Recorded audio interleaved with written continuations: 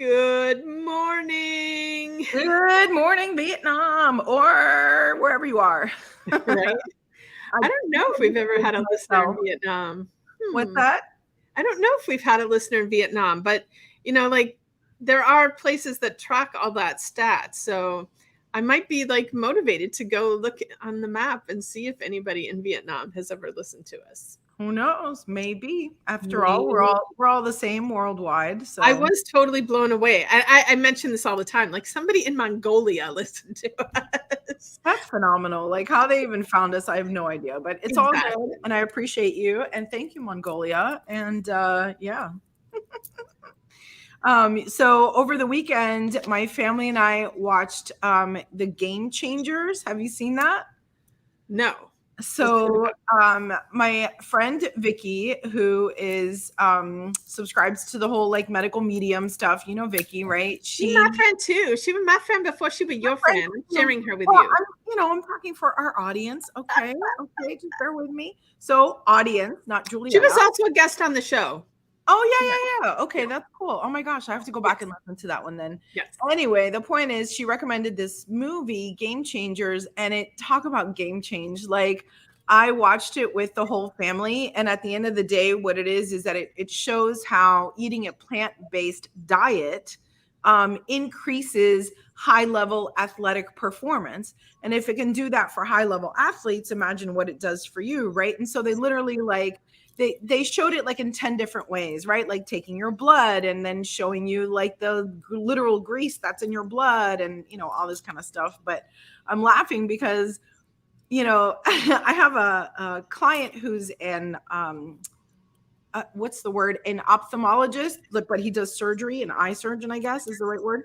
Anyway, and he was talking about his ideal clients, for cataracts and things like that. And he goes, most of my clients are boomers, some Gen X. And I was like, whoa, Gen X?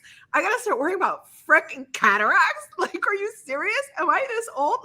Wait. So then back to Vicky. And for those of you that are watching, I'm just going to show you. So Vicky gave me all these phenomenal supplements, right? And it's vitamin C and barley grass and spirulina. And here's a fourth of what I'm supposed to be taking. Raise them higher so people can actually see them. Can you see that? Yeah. Mm-hmm. Oh, girl, let me tell you. And I'm not a super pill person. So I'm just I can't, this is my life now. This is and it's great. And I love it. And I'm so happy to be, because I want to feel alive and vivacious and vitality and all of these things. And I'm but isn't there an easier fucking way than taking all these supplements? I know there is, and it requires a different kind of work. But you look at, you love the Blue Zones. And if you've watched that series on Netflix, those people aren't taking vitamins. They're not taking spirulina. They're not. So there's lots of different ways to achieve the same outcome. And you just have to pick the one that's right for you. But talking about, being older, this weekend, I did a training this weekend, but I was sitting in one of my meditations, embracing the fact that I am officially in the crone stage of life. I am. Mm-hmm. I am a crone. Define crone for the audience. Well, crone, I'm no longer able to bear children. I've passed through that phase of life. And, there's the piece of you that goes, oh shit, I'm old. And then there's the piece of you that goes, yay, I am fucking old. I have passed through all these challenges of life. I have so much wisdom in me now because of all of these things that I've been through.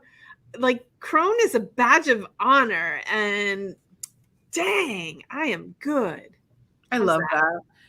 There's a saying in Spanish. Let me see if I can get it right. It says, más sabe el diablo por ser viejo que por ser diablo, right? In other words, like the devil is as smart as he is, not because he's the devil, but because he's so old, you know? And it's just wisdom comes with age, you know what I mean? So yeah, I get it. Those are my qualifications. I have been around a long time. But I've always seen myself as an old lady, like always. Like I have Yeah, had you a said that clear vision before. of what I'm gonna be like when I'm 80, when I was 15, you know, I knew I was gonna have gray hair. I knew it was gonna be long, you know, like so I don't know. I'm excited to get older, except for, you know, this little bag of pills I got going on. But you're right. If we, you know, I guess either you get to live off the grid and like wash your clothes by the river, or you get to have a washing machine, electricity, air conditioning, and take the pills. So for right now, this is where I'm at. We'll see how life evolves. I'm open. All right. Shall we bring on our guest? Speaking of eternal youth. Whoop, whoop. Welcome, Good Erika. morning. Hello, hello. I should walk in by saying my back hurts, ladies. My back. Come see me. Come see me. I can handle that. And the other things we were talking about earlier off camera.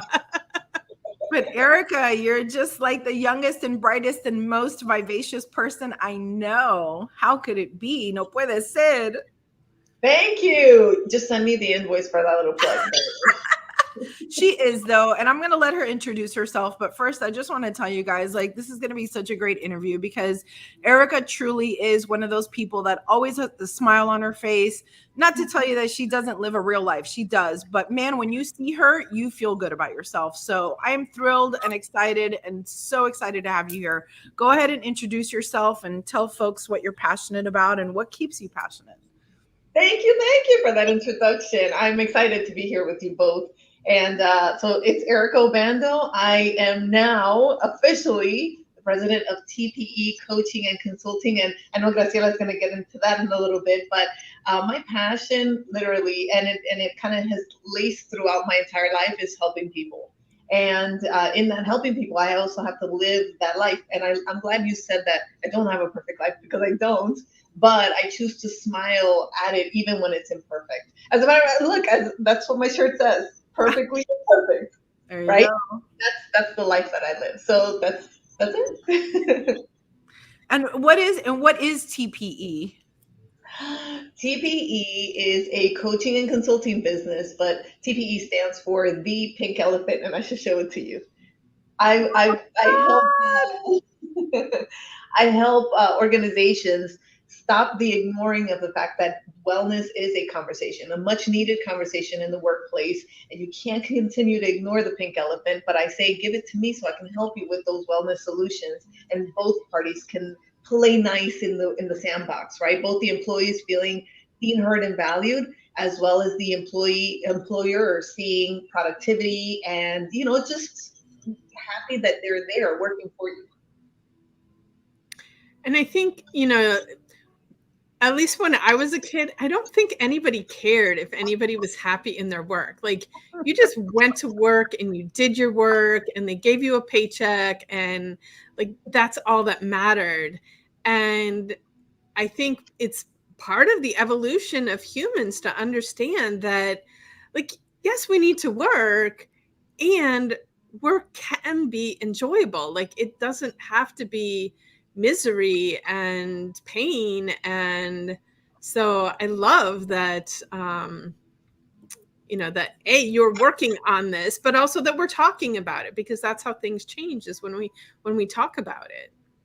This is Yeah, what I just did I've done it several times, a presentation called Bridging the Generational Gap. And yes. it's understanding, Graciela, you sat through that, right? It's understanding, how we evolved from what you just said, Juliana, because it's spot on.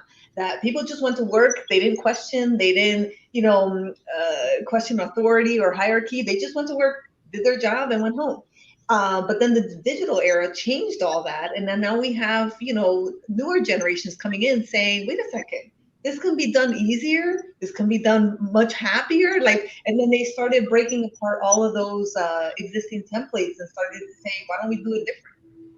And I love that. I love millennials. I love everybody younger than me because they just have so much more I mean, I'm just going to call it self-respect. Like they just have so much awareness that it doesn't have to be like that. Like, yes, of course, you know, as the daughter of an immigrant, I am probably hypersensitive to being grateful for every job that I have and being grateful for all the opportunities, right? And the American dream and all of those things.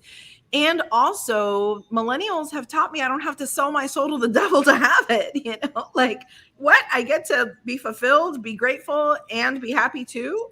That's amazing. Correct. We talk about like there's going to be this crisis because nobody wants to do any of the like heavy manual labor anymore. And it's like every generation that came before that, they're always like the one after, like they're going to destroy everything, they're going to ruin everything. And okay, nobody ever has. Like we all keep moving on. And I have like, you know, I used to like when people would say those kind of things, I'd be like, yeah, you know, that's exactly like, you know, what's going to happen pretty soon. No one's going to have a flushing toilet because there's no plumbers to fix them. But I actually believe that they're going to figure out the solution to this problem. Maybe we won't need plumbers in the future. Like maybe they're going to come up with the solution for all of these things that nobody wants to do anymore. So relax, everybody. It's going to get handled. And I think we have to be careful with generalities of nobody wants to do, right? There are plenty of people doing, plenty. Like all of these tech, I mean, Erika, you tell me you're out there in the world, like all of these tech schools, they're full. Like it's not like they're empty. Like people are learning. And on social media, I've seen where there's even a push to say, hey, remember to tell your kids, like if they're not college bound, it's not a failure. It's just another path. Like electricians make a shit ton of money, right? Like plumbers make a ton of money. They're constantly in demand. Why do you think they're always overlapping their jobs? Because there's so much out there.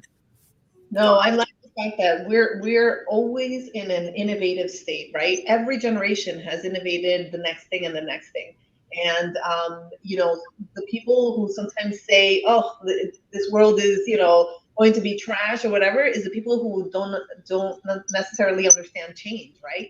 I mean, look at what happened with AI. AI came into the industry, and there were some people that were freaking out, saying, "Oh my God, this is the end of the workforce," and it's like, no, it's a very, you know, crucial tool that if you learn how to use it, that's where evolving comes in, that's where new things come in. And you know, we start figuring out how to be plumbers in today's world, you know. Yeah. Oh, that's what they said about the assembly lines too, right? The invention of the assembly line was going to, you know, kill the workforce. Well, no, you just learned how to fix the equipment on the assembly line. Like it's okay. Well, and I think also people need to change how they speak and how they think, because our words and our belief systems create the world that we're living in. And if we want a better world to live in, we need to start speaking about it positively and believing about it positively. And yeah, we had this conversation as well. We create everything that we have. We've created this. If you don't like what you have, you need to change what you're doing to create something different. In that same conversation, that's exactly what I talk about in the generational space, right? We can't blame the Gen Zers, Gen Xers, you know, or because I'm a Gen Xer, right? But the millennials, we can't blame them for adapting to a world we handed to them. You know, if the world is broken as you see it, we handed that broken world down to them. So there, you know, there's some compassion that needs to take place in that we handed them something that needed fixing, and they're trying their best to try to figure out, as you know, using the tools that they also were inherited, right? That they also inherited. So again, when we stop the blame game, I always say that it's so much easier to do this than this, but this is so much beneficial because once you hold yourself accountable to you know, a portion of it, then things get resolved, right? Then you realize that it's not about the blame game. It's about how do I step up to the plate to help it, you know, work or fix it. Well, and like my aunt used to say, every time you point like this, remember you got a couple more pointing back at you, right? So every time you point out, don't forget the 3 that are pointing right back at you. Erika, you have such an incredible story, and I know it could take like 7 hours to tell the whole entire story, but give our audience just a little bit of insight on the things that you have gone through to get where you are today. You know, we talk a lot on this podcast about limiting beliefs. And I find that the more we talk about it, the more people recognize themselves in the stories. So pick a point on your continuum, because you have such amazing life experiences. And tell us, you know, how you got to where you are today. What did you have to let go of? Wow, that's a powerful question. And I wish it was with some wine and involved in this, but no. Listen, I'll give you a very simple answer, and I'll start with bulleted points, right? Which is, I came here from my country of Colombia when I was 5. I came here illegally. I was an immigrant myself, right? And then I'm a surviving child of having crossed the Mexican border. What else do I tell you? I've lived on my own since I was 14. So I feel that life handed me all of these opportunities to become a victim. And boy, was I a victim. I mean, I was a victim and I owned it, and I said, feel sorry for me because this is what happened to me and I didn't ask for it. But man, that gets exhausting at some point. And being a victim to my life, to my story, was only bringing more opportunities to become a victim. And Mhm. so when I recognized that space, I said, what if? What if I started changing my story on my terms? What if I became the literal and figurative author of my story and then started showing up different? And I'm a very big, believer in energy. And the minute that I started showing up to life with positivity, with a little bit of just outside of the box thinking, and saying, what if I have the ability to become successful? What if I don't have to, be the pity recipient of everything?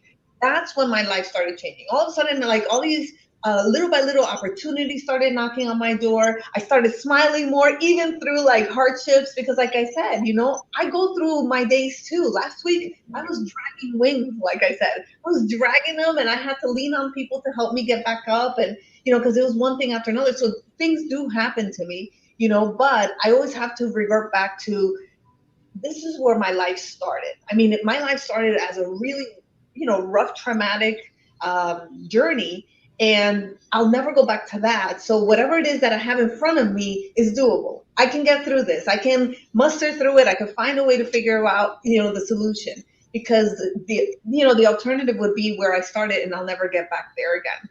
You know? Great, powerful story. Um, and you know, everyone loves to play the victim, and there is no, like, you can choose to not play the victim and take your power back and change your story and change your life. But as long as you sit there and hang out in that victim mode, you're just going to be living in the pity party and nothing is going to change. So I love that you are a perfect example of making the choice to step out of the victim mode, even though you had every reason to just stay there and wallow in it. But Right. you recognized that the only solution was to step out of victim mode. Life will always hit us in one way or another, and nobody is shunned from it. Everybody has those times in their lives, some more than others, where life is hitting you really hard. But again, it's how you look at it, right? It's the infamous saying, is it happening to me or is it happening for me? And I really started to adapt a mindset that said it's happening for me, because this is making me stronger, more resilient, smarter, more, creative with my life. And I think that, I know that sometimes it's easier said than done, but it's not the hardest thing you'll ever do. The hardest thing you'll ever do is fighting for the role of staying a victim. That is the hardest role you'll ever, take on, because it takes a lot. It takes a lot for you to sit there and say, oh, life is hitting me so hard. It takes a lot more than for you to get up and say, you know what, I'm going to change this. I want to change my life. And I will say, a lot of people, and I speak from experience, right? I've been through it. It's this what I always describe as the separation between your brain and your mind.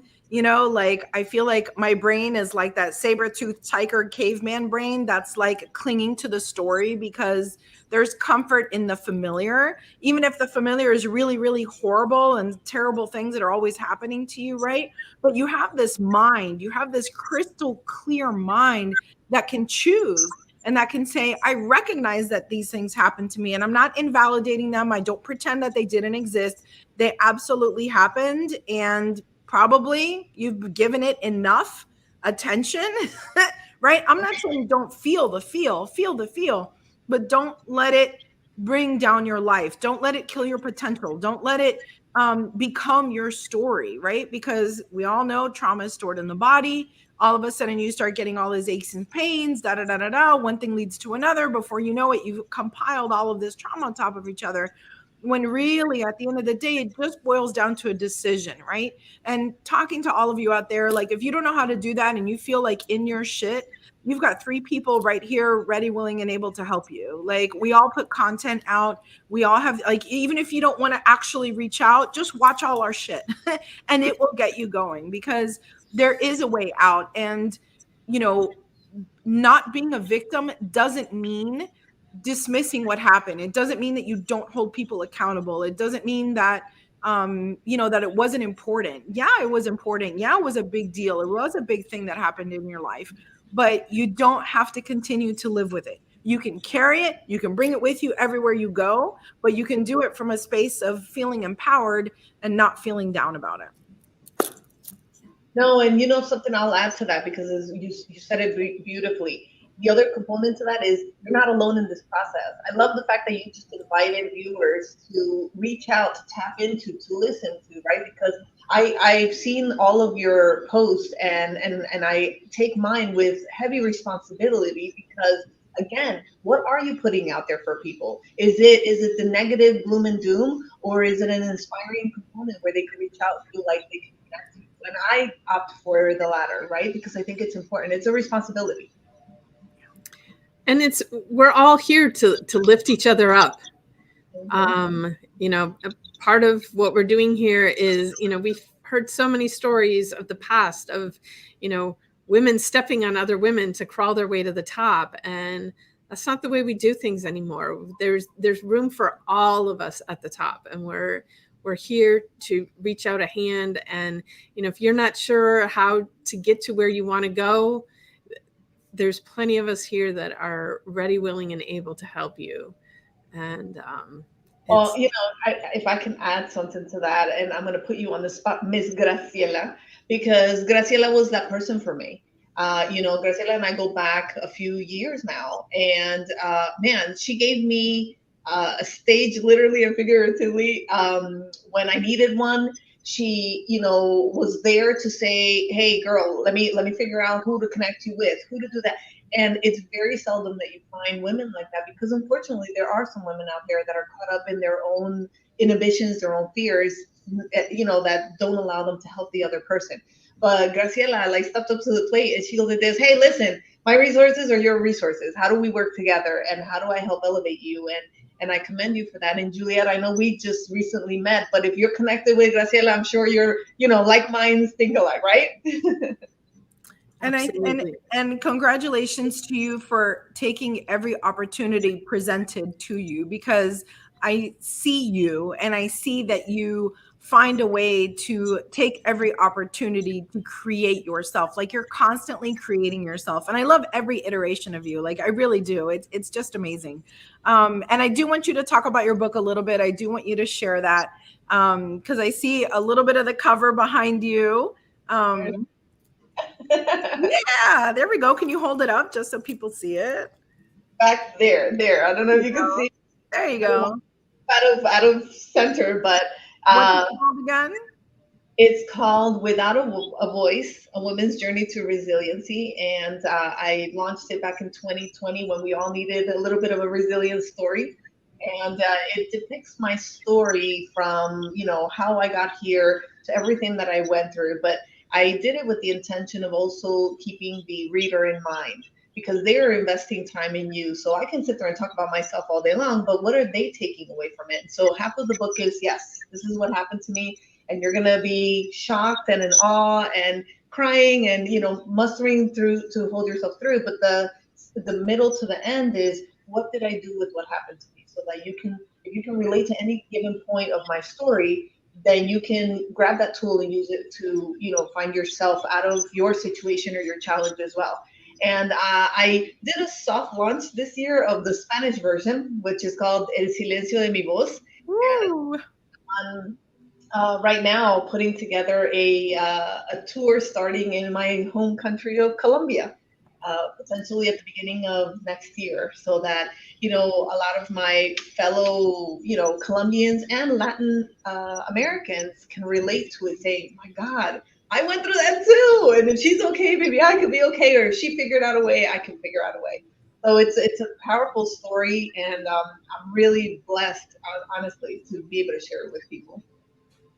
That's amazing. Yeah, we talk about this all the time too, that um the underlying truths of everything are the same everywhere in the world. you know uh, we see a lot of people trying to separate, and our people are different than your people, and yes, there are cultural differences, but when you get down to the overlying truths of the world, they're the same everywhere you go. Yeah. And I was very blessed as when I was in high school, my family, we hosted foreign exchange students, and then I was a foreign exchange student. I went and lived in Venezuela for a year, and it really, that's one gift that I'm like, please, people, go see the world so that you can understand that a human heart is the same everywhere on this planet. And if we could just bring more love around the globe and recognize ourselves as humans instead of Americans and this is and that's, we're Yeah. all humans. Yeah. And it's important that to acknowledge that there's a lot of contributions from everybody, and it's not about whether you came from, another country or not. I am, eternally grateful to be able to be here, even as I show up as an immigrant. I mean, don't get me wrong, I am legal now and I'm here and I'm able to stay here. But what I'm saying is I will always be the face of an immigrant. And because of that, I take that responsibility to heart, in that I have to not only give back to this beautiful country that allowed me to become who I am today, but to help the people that are here, whether they're American or not American. I don't, when clients come to my office or when people schedule a call with me, I don't say, "Where do you come from?" No, I said, "How can I help you? How can I serve you?" Because that's the question there, and that's the answer. How can I serve you? And then if you show up that way, you're not worried about where people are from. It's so how can I serve you, and how can my toolbox help yours? Beautiful. And I love, you talking about serving. I mean, we're all here to serve. It doesn't matter what your job is. And if you are struggling with your job, if you can really step back and look at how are you in service to the world with what you're doing. And if you can't find any service in what you're doing, you're in the wrong thing, because every job that's out there is a service. And when you connect to that, um, and the other thing I like to do is serving is really loving. When you serve, you are loving. And being in service, it shouldn't just be being in service to others. You are also being in service to yourself.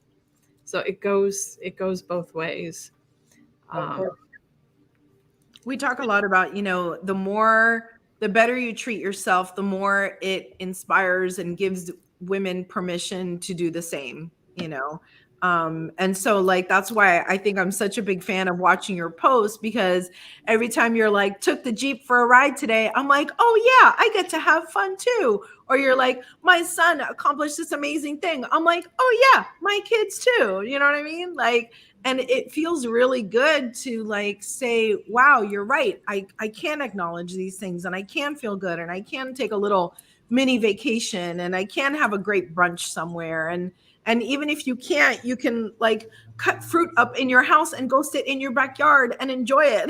Like, you can find joy anywhere. But I think Like, don't get caught up in, did you volunteer at the soup kitchen this week? It doesn't even have to be that complicated. Are you showing up to work every day joyfully? If you do that, you're doing me a favor, right? Like, think of all the places that you go to where you get like horrible customer service. Like, that's affecting the people that you're serving. But man, when that barista or whoever is like, hey, good morning, like, and you feel good about it, man, you impacted me as much as if you were at the soup kitchen, right? Like, don't Exactly. close yourself off, Exactly. And that's it right there. You can't worry about everybody else, but you can worry about yourself. That's the only person you can control. And I love what you said because, yeah, it makes a huge difference how it affects how it has ripple effects, right? If there is a disgruntled employee, which is why I have the business that I have, right? If you have a disgruntled employee that you have overshadowed or you haven't even paid attention to, that's how they're reflecting your business. And you might as well just, have any Joe Schmo, as a forward-facing people for your company, because you've got to pay attention to that. If they're not happy, you're right. Either they don't belong there, or they haven't been seen, heard, and valued. Either way, I can help. But what I'm saying is, you have a responsibility yourself to be accountable for yourself, right? And taking care of yourself is the only person you can take care of. I always talk about, and Graciela, you've heard me say this about the little you inside.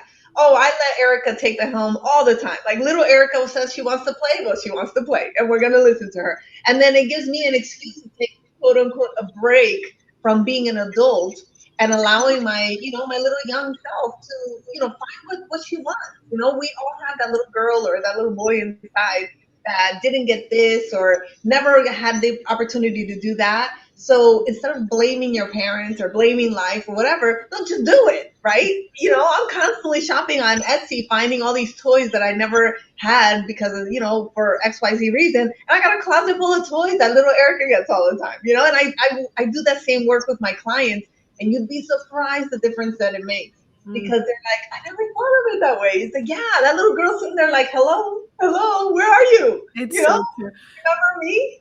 I remember in my 20s, I was working at a law firm, and for my birthday, they gave me a Snoopy snow cone machine, and I just about cried because I was like, oh my God, I've been wanting a Snoopy snow cone machine my entire life. Like, and we sat there making snow cones, and it was like a $15 thing, right? But like, what did you say? Seen, heard, valued, seen, heard, valued. I'm like, that was worth more to me than any fancy lunch, and I still have it. So snow cone party. That being said, I think you need to bring the snow cone machine to the studio for one of our events. You will see how happy it makes you to just turn that little wheel and use that little shovel. It's so cute. Oh, awesome. This show has been great and filled with all kinds of juicy nuggets for our family. You are our family listeners. Woo. But I'm curious, do you have one more juicy nugget you'd like to gift our audience, Erika? Listen, this has been pretty powerful but fun, and I knew to expect that if I was going to be on a podcast with the both of you. But I commend you for what you're doing because you're keeping it real. You are giving voices to people and giving them the opportunity and the permission to just show up as is, right? Just it is what it is. When you guys started, or when you ladies started the podcast, you were talking about aging and and how it sucks, and because we have all these things to worry about that we didn't have to worry about before. We shared something personal before that I was just like, wow, that just actually happened. But I'll tell you, one of the things that I really hold true is that age is a mentality, right? And if you sit in that mentality, you're no different than the victim role, right? But we just kind of take things with how they show up. And then again, anytime you have something that is related to age, just let the little you help, take care of it. She'll figure out how to make you feel better, right? And like I said, I have a bunch of things that are happening now that I'm like, little Erika, how do you want to handle this? You want ice cream? Okay, we're going to go get ice cream. I love it. Ice cream makes everything better. Yes. So beautiful. Thank you for spending time with us, Erika. I cannot tell you what an absolute gift you are to us, to our audience. And those of you out there listening, please join us in the Circle of the Goddess Facebook group. Erika, I believe, is in there, and I know she would be happy to connect with you and answer questions, and you can figure out how to work with her there and all kinds of goodness. Well, thank you. Thank you for joining us today, Erika. It has been a pleasure having you. And our editors are going to like have a hard time like picking out just a couple, because there are so many nuggets in this show that they could turn into shorts for us. So they are going to have their work cut out for them to choose the special 2 or 3 that they normally pick. So, all right. Have a magical day, everyone. Bye. Bye. Bye-bye.